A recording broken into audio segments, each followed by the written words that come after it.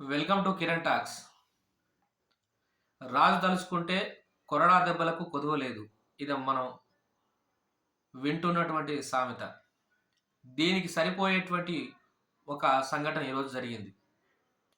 ముఖ్యమంత్రి రేవంత్ రెడ్డి మేడిగడ్డ పైన సిట్టింగ్ జడ్జితో విచారణ జరిపిస్తామని శాసన మండలిలో ప్రకటించడం జరిగింది.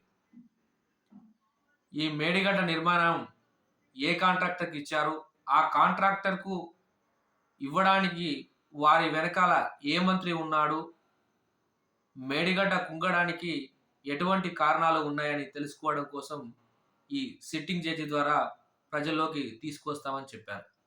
అయితే శాసనసభ సమావేశాలు ముగిసిన తర్వాత సభ్యులందరి కూడా అంటే ఎమ్మెల్యేలను తర్వాత ప్రజాప్రతినిధులను కూడా తీసుకొని మేడిగడ్డ ప్రాజెక్టు వద్దకు వెళ్ళి పరిశీలిస్తామని చెప్పారు.